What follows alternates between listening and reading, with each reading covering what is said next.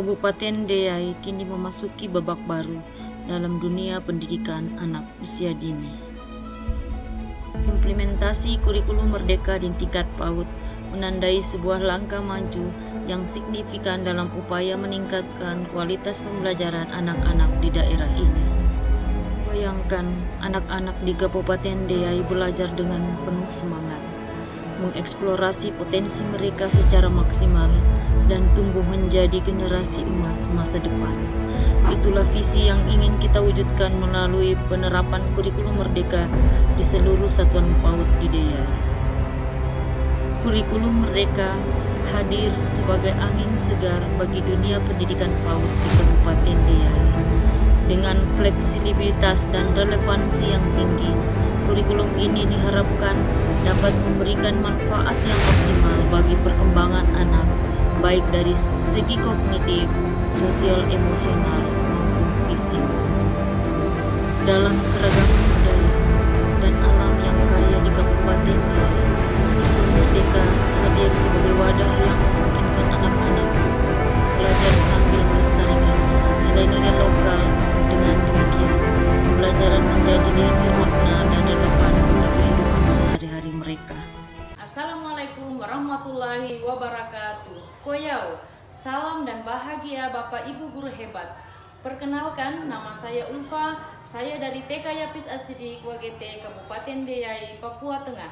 Kurikulum Merdeka adalah proses penyebaran informasi, pemahaman, dan keterampilan terkait suatu kurikulum baru kepada para pendidik. Dalam konteks kurikulum merdeka, pengimbasan bertujuan agar para guru PAUD dapat memahami konsep, prinsip, dan cara penerapan kurikulum baru ini secara efektif di kelas. Kurikulum merdeka memungkinkan guru PAUD untuk mengintegrasikan nilai-nilai budaya lokal Deiyai ke dalam pembelajaran.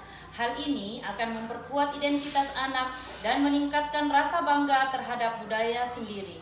Deiyai memiliki kekayaan alam yang luar biasa. Kurikulum merdeka dapat dimanfaatkan untuk membawa anak-anak belajar langsung dari alam, sehingga lebih memahami lingkungan sekitar dan menumbuhkan sikap peduli lingkungan.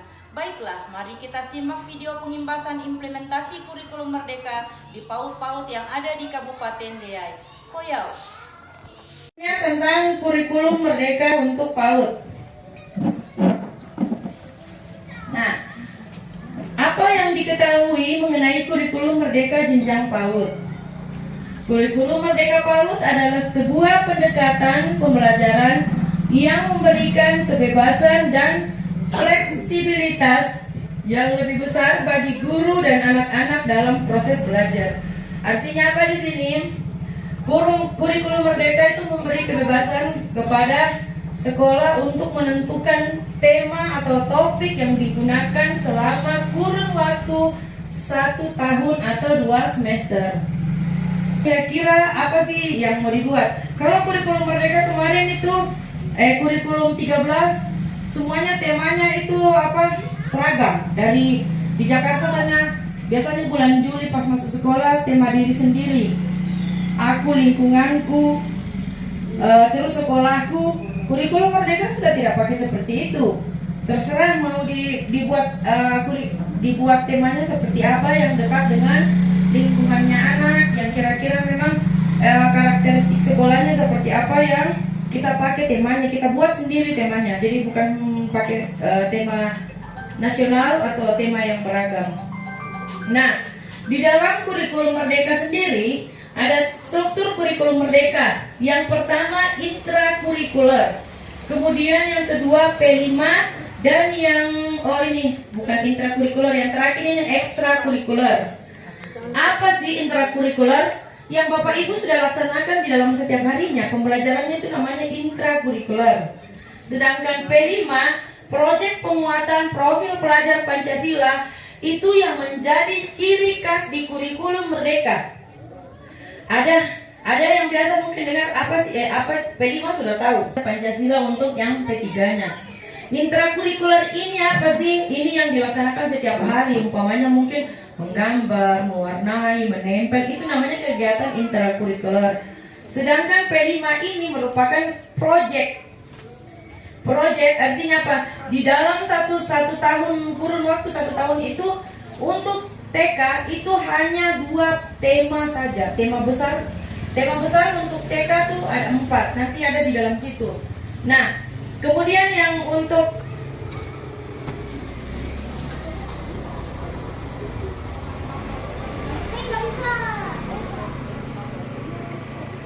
ekstrakurikuler itu dikembalikan ke sekolah, tidak wajib di sekolah. Jadi silakan Bapak Ibu sekolahnya kalau mau umpamanya ekstrakurikulernya, mungkin anak-anak kita lihat anak laki-laki mereka mungkin suka main bola atau suka buat apa begitu, itu bisa di ekstrakurikuler. Ada yang suka menari, itu kalau kami di sini ekstrakurikulernya setiap hari Sabtu setengah jam setelah itu tidak di jam pelajaran sekolah, di luar jam pelajaran sekolah. Artinya kemarin setelah kami apa sih yang di dalam intrakurikuler ini? Jadi untuk intrakurikuler dia menggunakan capaian pembelajaran atau CP. CP itu ada 3. CP yang pertama tentang nilai agama. 6 aspek itu disatukan menjadi, ada yang masuk di jati diri dan ada yang masuk di dasar-dasar literasi, sains, matematika, dan teknologi, rekayasa, dan seni. Kemudian ini yang capaian pembelajaran untuk TK itu ada 3. Yang pertama nilai agama dan budi pekerti. Apa sih yang ada di dalam itu? Capaian pembelajaran nilai agama dan budi pekerti itu seperti apa? Ini mengenal konsep Tuhan yang Maha Esa dan beribadah sesuai agamanya masing-masing. Itu anak-anak datang, selamat pagi Bunda, itu kan memberi salam, salim. Kemudian sebelum belajar berdoa, sebelum makan berdoa, begitu. Ini yang masuk di capaian pembelajaran nilai agama dan budi pekerti. Kemudian yang kedua itu dia bisa menghargai dirinya sendiri. Dia bisa menghargai dirinya sendiri, sesama manusia dan alam sekitarnya. Artinya apa di sini? Dia bisa menghargai diri sendiri, dia bisa menghargai temannya, keberagaman temannya. Mungkin ada temannya yang beragama lain, dia bisa menghargai. Umpamanya dia agama Kristen, dia bisa menghargai kalau saat temannya beribadah. Kalau kami di TK Yapis karena beragam, bukan hanya ada Muslim, tapi yang non Muslim juga ada, yang Kristen. Jadi setiap hari Jumat kami kegiatan ibadahnya itu namanya sholat duha. Siswa kami yang beragama Kristen, kami jadikan satu kelas. Mereka akan mewarnai mungkin gambar gereja. Kami kasih pemahaman mewarnai saja. Mereka tidak ikut ibadah yang untuk anak-anak yang beragama Islam. Jadi mereka menghargai dan mereka juga tidak ribut. Seperti itu. Kemudian kurikulum yang merdeka selama yang sekarang ini kami tema yang diri sendiri. Selama 1 semester kan ada 6, terus yang 2 lagi 6. Jadi apakah kurikulum merdeka ini dalam tema-tema di situ, nanti semester 1 itu nanti kami pakai tema 2 kah atau 3, itu yang saya mau tanya. Kembalikan. Oke, saya jawab dulu ya, nanti saya lupa. Terima kasih Bu. Sebelum itu saya mau bertanya dulu, Ibu pakai kurikulum apa sekarang? Merdeka atau kurikulum ke-13? Panduan atau petunjuk, maksudnya cara susun cara susun itu tema dan tema. Harus tahu di dalam kurikulum merdeka, di dalam 1 minggu itu wajib 900 menit per minggu. Jadi kalau masih ada sekolah yang tidak 900 menit, tolong diusahakan sampai 900 menit karena itu tidak sesuai dengan yang ada meskipun bukan kurikulum merdeka. 900 menit per minggu.